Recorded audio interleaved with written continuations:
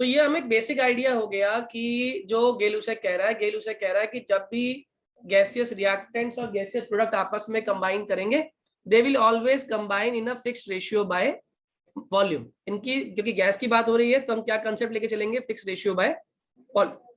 M I clear? Yes. Okay, अब इसके अंदर एक लास्ट लॉ रह गया जिसको हम लोग बोलते हैं एवोगैड्रोस लॉ। बड़ा ही इंटरेस्टिंग सा लॉ है, और उस लॉ को समझने से पहले एक छोटी सी कहानी आपको क्लियर करता हूँ। एवोगैड्रोस लॉ, मान लीजिए मैं एक हूँ एक टीचर, मैं आपकी क्लास में मैंने एंटर किया, तो यहाँ पे बहुत सारी सीट्स थी और यहाँ पर आप लोग बैठे हुए थे सारे के सारे। तो मैंने आपसे पूछा कि भाई इस क्लास के अंदर मैं न्यू टीचर था, मैंने इंट्रोडक्शन वगैरह किया और मैंने पूछा कि आप सब में से सबसे ब्रिलियंट कौन है। तो उसने कहा मैं ब्रिलियंट, इसने कहा मैं ब्रिलियंट, इसने कहा मैं ब्रिलियंट। तीनों ने कहा मैं ब्रिलियंट, और भी जितने बच्चे थे सब कह रहे थे मैं ब्रिलियंट मैं ब्रिलियंट मैं ब्रिलियंट। सभी ब्रिलियंट है क्लास के अंदर, ओवरऑल ब्रिलियंट क्लास, ऐसा मान के इन्होंने मुझे बहकाया। ऐसा है नहीं वैसे असलियत, ठीक है, सब ब्रिलियंट है। मैंने मान लिया इनकी बात और मैंने पढ़ाना शुरू कर दिया, मैंने पढ़ाया इनको, पढ़ाया। अब क्या हुआ कि मैंने इनकी बात पर अपनी सहमति कब तक बनाए रखी जानी चाहिए, मेरी सहमति जो है कि ये ब्रिलियंट है ये बच्चे, ये बात मैं कब तक मानूंगा? क्वेश्चन गलत ना कर दें। बहुत बढ़िया। या जब तक मैं इनका क्या ना ले लूं, टेस्ट। अगर मैं टेस्ट ले लूंगा तो दूध का दूध पानी का पानी हो जाएगा। जो बच्चा अच्छा है वो तो स्कोर करेगा और जो बच्चा नहीं पढ़ा वो बिल्कुल स्कोर नहीं करेगा। जो ब्रिलियंस का जो इनका पैरामीटर है पता नहीं क्या था, लेकिन ब्रिलियंस को चेक करने का तरीका था इनकी नॉलेज, और जिसने पढ़ाई करी होगी उसका टेस्ट भी ठीक जाएगा, उसका स्कोर भी ठीक आएगा। और जिसने पढ़ाई नहीं करी होगी वो अपने आप जो 7वें आसमान पे क्लाउड 9 पे बैठा हुआ है वहां से वो नीचे आ जाएगा। लेकिन क्या हो, जैसे कि अगर मैं आपसे कहूं कि इस साल 10th में टॉपर कौन था, आप कहोगे मैं टॉपर था, दूसरा बोलेगा मैं टॉपर था, तीसरा कहेगा मैं टॉपर। क्यों? जो टॉपर निकालने का क्राइटेरिया था, जो थे बोर्ड एग्जाम, वो तो हुआ ही नहीं आप लोगों के। क्यों भाई? Yes sir. तो अगर वो क्राइटेरिया ही हटा दिया जाए तो हर बच्चा कहेगा कि मेरे पास मेरी जितनी बुद्धि है, हम सब इक्वल है, हम सब सेम इंटेलिजेंट है, हम सब तो ब्रिलियंट है, ये बात कही जाएगी, हमें माननी पड़ेगी। ऑब्वियस सी बात है, क्यों माननी पड़ेगी? क्योंकि आप लोगों ने क्या नहीं दिया, आप लोगों ने वो पैरामीटर, वो टेस्ट नहीं दिया जो आपके दिमाग की एफिशिएंसी, आपकी ब्रिलियंस को मैच कर सके। ठीक है, अब यही बात मैं लॉ के हिसाब से आपको समझाने की कोशिश करता हूँ। एवोगैड्रो लॉ ने क्या कहा था वो सुनिएगा। उसने कहा अगर क्योंकि गैस के लिए होता है ये, तो ध्यान रखना क्या चीज सेम करनी पड़ेगी, हमें कांस्टेंट करना पड़ेगा, टेम्परेचर एंड प्रेशर।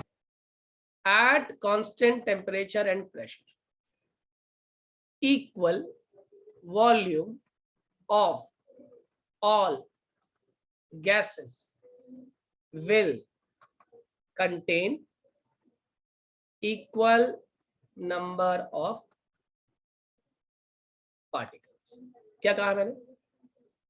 टेम्परेचर और प्रेशर अगर आप कांस्टेंट कर दें तो हर गैस की इक्वल वॉल्यूम में इक्वल नंबर ऑफ पार्टिकल्स मौजूद है। जैसे कि यहाँ पे मैंने कहा एग्जामिनेशन को आपने कांस्टेंट कर दिया तो हर 10th क्लास के हर सेक्शन के हर बच्चे के अंदर सेम बुद्धि, सेम ब्रिलियंस मौजूद है। मेरी बात समझ आ रही है? Yes sir. ओके, इसके हिसाब से इसने कहा कि जब हम इक्वल वॉल्यूम की बात कर रहे हैं तो उसने कहा हर गैस की वॉल्यूम इक्वल वॉल्यूम, जैसे N2 का 1 लीटर की बात कर रहे हो, या O2 की 1 लीटर की बात कर रहे हो, या फिर आप H2 की 1 लीटर की बात कर रहे हो, ये 22400 ml volume, 22400 ml volume, 22400 ml volume, या एसटीपी पे कहें तो ये 22.4 लीटर वॉल्यूम ऑक्यूपाई करेगी। ये सारे के सारे 22.4 लीटर वॉल्यूम ऑक्यूपाई करेंगे, और इनके अंदर पाए जाने वाले नंबर ऑफ पार्टिकल्स भी सेम होंगे, that is equal to Avogadro number. क्या बोला मैंने? एवोगैड्रो नंबर, जिसकी एक वैल्यू 9 से पढ़ते आ रहे हो आप लोग, 6.022, कई लोग 23 बोलते हैं इसको, 6.022 इंटू 10 की power 23 number of particles equal volume of N2 में N2 के होंगे, इतने ही number of particles equal volume of O2 में O2 के होंगे, और इतने नंबर ऑफ पार्टिकल्स ही इक्वल वॉल्यूम ऑफ H2 में H2 के होंगे। Am I clear to all? Yes. Yes, sir. अगर मैं इसको समराइज करूं तो ये कह सकता हूं irrespective of the child in this scenario when there is no examination system, then every child irrespective of the knowledge or the brain efficiency now would be considered as brilliant, because the brilliance simply shows equal intelligence and there is no criteria for checking the intelligence. Hence the entire class, every child of the class 10th of every school would be considered as brilliant. मेरी बात समझ आ रही है? Yes, sir. फिर चाहे वो बच्चा Yes. फिर चाहे वो बच्चा यूटी में फेल हो रहा हो, या चाहे वो बच्चा हाफेली में टॉप कर रहा हो, लेकिन अब बोर्ड के हिसाब से वो सारे ही बच्चे ब्रिलियंट हैं, because all of them are having the parameters which are actually utilized for their checking their volume, we have already made them constant. हमने टेम्परेचर प्रेशर को पहले ही कांस्टेंट कर दिया, जो बदलाव ला सकते थे वो बदलाव ही हमने खत्म कर दिया। बदलाव नहीं है तो कोई भी वॉल्यूम में चेंज किसी भी केस में आप स्टडी नहीं कर पाओगे। आप कहोगे कि सबकी इक्वल वॉल्यूम में इक्वल नंबर ऑफ पार्टिकल्स मौजूद है। Am I clear to all बच्चों? Yes, sir. Is it clear to everyone all the Yes. Laws? सभी को समझ आ गए सारे लॉज? एक बार जल्दी से रिव्यू करते हैं जो हमने लॉज पढ़े। पहला लॉ बताइए, law of conservation of mass, जो कहता है मास can neither be created nor be destroyed. Total mass of an isolated system या फिर total mass always remains conserve. Total mass हमेशा क्या रहेगा आपका? सेम रहेगा, कंजर्व रहेगा। दूसरा लॉ पढ़ा आपने, लॉ ऑफ डेफिनेट प्रोपोर्शन, जो कहता है कि जब भी कोई कंपाउंड बनेगा तो उसमें इस्तेमाल होने वाले एलिमेंट्स हमेशा कंबाइन करेंगे फिक्स्ड रेशियो बाय मास में। फिर आपने पढ़ा तीसरा law, law of multiple proportion, जो कहता है कि अगर हम दो एलिमेंट्स को कंबाइन कर रहे हैं, एक एलिमेंट के रेशियो को फिक्स कर रहे हैं और दूसरे एलिमेंट के रेशियो को मल्टीपल टाइम्स ले रहे हैं, तो इनसे बनने वाले कंपाउंड भी आपस में एक simple whole number ratio bear करेंगे। फिर हमने पढ़ा इसके बाद लॉ ऑफ रेसिप्रोकल प्रोपोर्शन। उसने कहा अगर किसी भी कंपाउंड के जो एलिमेंट्स है वो इंडिपेंडेंटली आपस में कंबाइन कर रहे हैं, तो कंबाइन करने पर जो उनके रेशियोज होते हैं वो एक दूसरे के रेसिप्रोकल हो सकते हैं, या वो डायरेक्टली प्रोपोर्शनल हो सकते हैं, या फिर वो एक दूसरे के इंटीग्रल मल्टीपल भी हो सकते हैं। ये था हमारा लॉ ऑफ रेसिप्रोकल प्रोपोर्शन। फिर आपने पढ़ा law of Gay Lussac law of definite volume. उसने कहा जब भी जितने भी रिएक्टेंट्स और प्रोडक्ट्स आपस में कंबाइन करें, खासकर गैसियस रिएक्टेंट और प्रोडक्ट, एक गिवन टेम्परेचर और प्रेशर पे इनकी वॉल्यूम हमेशा एक दूसरे के साथ simple whole number ratio bear करेगी। जैसे हमने कहा N2 + 3H2 gives 2NH3 में द रेशियो वुड रिमेन 1:3:2। ऐसे ही H2 + Cl2 gives 2HCl में द रेशियो इज 1:1:2। तो ratio would remain same, and in this case we have to remember that the reaction should be a balanced chemical equation, क्योंकि ratio जब भी निकलता है moles का वो हमेशा एक बैलेंस केमिकल इक्वेशन से निकलता है। Last but not the least law, जिसको हम लोगों ने नाम दिया एवोगैड्रोस लॉ, जिसको याद करने का मैंने तरीका बताया कि नो एग्जाम लॉ भी कहते हैं इसको। ये मैंने बताया, जुगाड़ है बेसिकली। तो जैसे इस साल आपके साथ हुआ तो आपको याद रहेगा एवोगैड्रो लॉ। वो कहता है कि अगर टेम्परेचर और प्रेशर की कंडीशंस को हम कांस्टेंट कर दें तो कहता है हर गैस की इक्वल वॉल्यूम कंटेन करेगी equal number of particles irrespective of the nature of the gas. Gas कैसी है, क्यों है, कोई मतलब नहीं है हमें। अगर टेम्परेचर प्रेशर कांस्टेंट है तो हर गैस की equal volume equal number of particles को कंटेन करेगी। Am I clear to all? Yes, sir. Yes, Yes, भैया। sir. Very good. अगर ये समझ आ गया तो इसके बाद हम लोग वापस बैक टू बेसिक आते हैं, जो आप क्लास 9 से पढ़ना शुरू किया था, जिसके बारे में जानकारी सारी आपको है। जैसे मैंने कहा एक टॉपिक जो अगला है वो है एटम्स एंड मॉलिक्यूल्स। सही है, अब थोड़ी इसकी बारीकियां पढ़ेंगे हम लोग। बस एटम्स एंड मॉलिक्यूल्स जब हम बात करते हैं तो पहले मुझे बताओ, एटम किसी भी मैटर का वो स्मॉलेस्ट हिस्सा है जो केमिकल रिएक्शन में पार्टिसिपेट करता है, हाँ या ना? Yes, sir. ये स्मॉलेस्ट पार्टिकल है, इसे मानते हो आप लोग? ये स्मॉलेस्ट पार्टिकल है ऑफ मैटर जो केमिकल रिएक्शन में पार्टिसिपेट करता है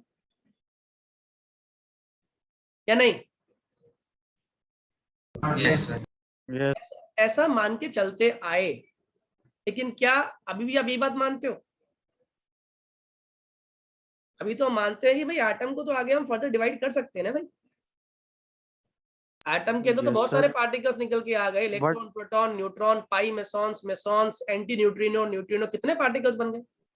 और अलग अलग रिएक्शंस आपने 10th में पढ़ी थी। अभी न्यूक्लियर रिएक्शन शायद आपके सिलेबस में नहीं थी, लेकिन न्यूक्लियर रिएक्टर में जब यूरेनियम की हम रिएक्शन कराते हैं तो उसमें एटम के अंदर से सबसे स्लोएस्ट मूविंग न्यूट्रॉन कंबाइन करता है,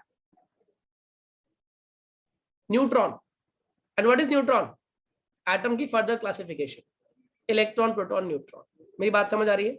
so this idea which we are studying right now is a generalised idea, जो कह रहा है कि भाई मैटर जो है, मैटर हमारे लिए एक बड़ी चीज है।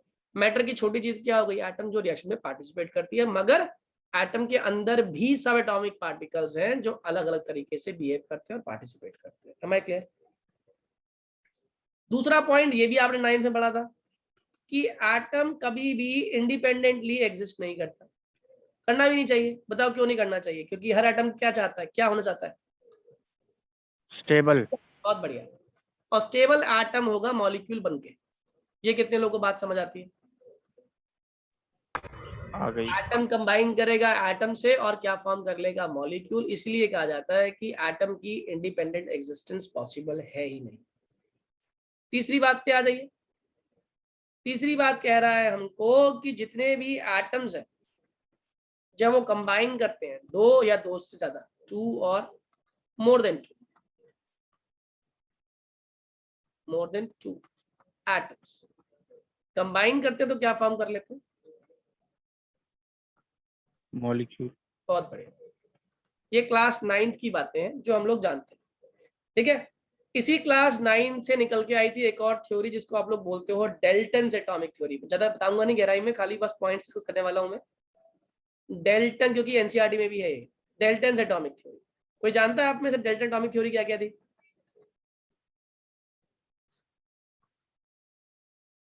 पहला उसने कहा था मैटर किससे बनता है?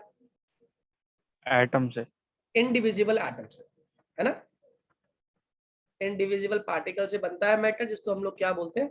एटम्स बोलते हैं। ये उसका पहला पॉइंट। दूसरा उसने कहा था कि जो सेम टाइप के एटम्स होते हैं,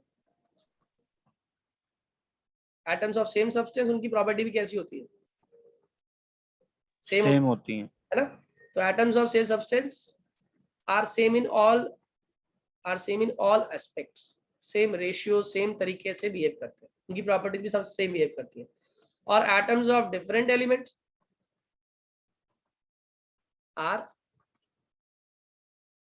डिफरेंट इन ऑल रेस्पेक्ट्स, उनकी प्रॉपर्टी भी डिफरेंट होती है। आया ना? Yes, sir. Yes, sir. इसने जो बातें बताई थी कि एटम ही है स्मॉलेस्ट पार्टिकल, जो ऊपर लिखा था हम लोगों ने, एटम स्मॉलेस्ट पार्टिकल है जो कहाँ पार्टिसिपेट करता है? Chemical reactions. Chemical reaction. बिल्कुल ठीक है। आगे आ जाइए। कह रहा जितने भी एलिमेंट होते हैं, एटम्स होते हैं,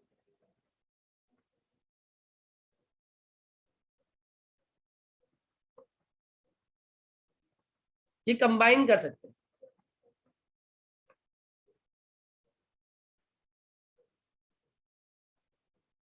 सही है। और किसमें? या तो फिक्स रेशियो में, या सिंपल रेशियो में, या होल नंबर रेशियो में। फिक्स रेशियो, सिंपल रेशियो, या फिर होल नंबर रेशियो। हाँ या ना? ये तो पढ़ा आप लोगों ने अभी। Yes, sir. Ratio, reciprocal ratio, मगर है क्या वो? एक इंटीग्रल रेशियो आ रहा है, ठीक है। और सबसे गड़बड़ जो इसने बात कही थी, इसने कहा था एटम को आप डिवाइड नहीं कर सकते। Atom can neither be created. बात तो सही है, लेकिन उसको हम आगे डिवाइड कर सकते हैं, नॉट डिस्ट्रॉयड। डिवाइड मतलब उसकी बाइफिकेशन कर सकते हैं, उसको हम आगे और सब डिवाइड कर सकते हैं, इलेक्ट्रॉन, प्रोटॉन, न्यूट्रॉन में। इसने कहा था एटम्स कैसे हैं? इनडिस्ट्रक्टिबल। इनडिस्ट्रक्टिबल वर्ड तो ठीक है कि आप एटम को खत्म नहीं कर सकते, लेकिन हाँ, एटम की सब डिविजन पॉसिबल है। और सब डिविजन कौन कौन सी है? Electron, proton, neutron. Am I clear to all? Yes, sir. ये कहानी समझ आ गई सभी लोग? न्यूक्लियस भी तो उसका सब डिवीजन है। हाँ, न्यूक्लियस एक्चुअली कॉम्बिनेशन है ना न्यूट्रॉन और प्रोटॉन का। वो सब पार्ट है उसका, सब रीजन कहेंगे एटम का, सब रीजन न्यूक्लियस होता है, और न्यूक्लियस के अराउंड हम लोग क्या कहते हैं, शेल्स होते हैं जहाँ पे इलेक्ट्रॉन घूमते हैं। ये सारी कहानी पढ़ेंगे अभी हम लोग। इतना समझ आ गया यहाँ तक जितना पढ़ाया मैंने आप लोगों को? अपना होमवर्क Yes, sir. अपना होमवर्क सुनिएगा। आप लोग का होमवर्क है जितना ये मैंने पढ़ा दिया, क्योंकि मैंने सेशन रिकॉर्ड भी किया है, तो आप एक तो इसकी वीडियो जरूर देखिएगा,